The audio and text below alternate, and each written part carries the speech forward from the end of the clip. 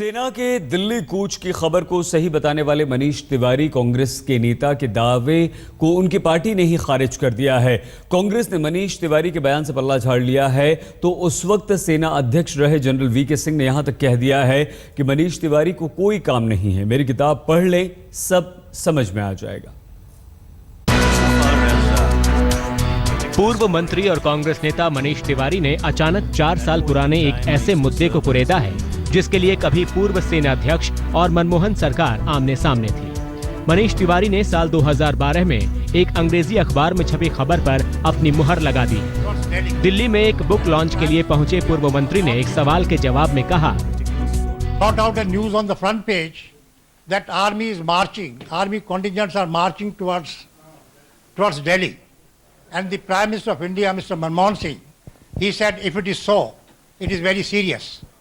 And Ministry of Defence did nothing to rebut this particular charge.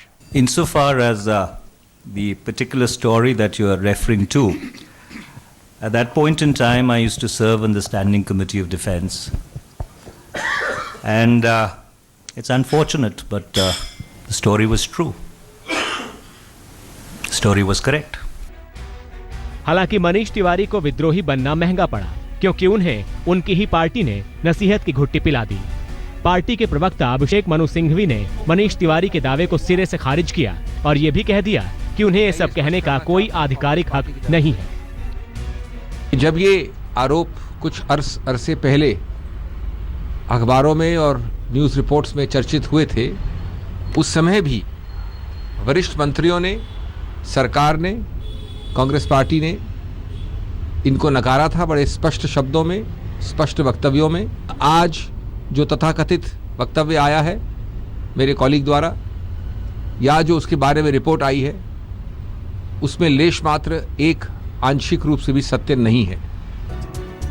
Modi सरकार में मंत्री और पूर्व सेनाध्यक्ष वीके सिंह बोले, मनीष तिवारी इन दिनों खाली हैं, उन्हें उनके लिखे किताब पढ़नी चाहिए, सब कुछ साफ हो जाएगा। सर 2 साल पहले इंडियन एक्सप्रेस में खबर छपी थी कि 2 आर्मी की प्लाटून तख्ता पलट के लिए कूच कर रही दिल्ली पे। इस बात की पुष्टि मनीष तिवारी जी ने कल की है। ऐसा करिए, मनीष तिवारी जी के पास आजकल कुछ काम नहीं है, उनको बोले मेरी एक किताब है, उसको पढ़ लेंगे, अपने आप सब खुलासा हो जाएगा। एक अखबार ने साल 2012 में दावा किया था कि साल 2012 में सेना की एक टुकड़ी ने हिसार से दिल्ली की ओर कूच किया था। अखबार के मुताबिक बिना इजाजत के ये टुकड़ी दिल्ली तक पहुंच चुकी थी। तब इस खबर पर बड़ा बवाल मचा था। हालांकि सेना ने इसे रूटीन अभ्यास कहा था। हैरान कर देने वाली बात यह है कि भारत में सेना के इस तरह के कूच करने और बदनीयती की कोई दूर दूर तक मिसाल नहीं है।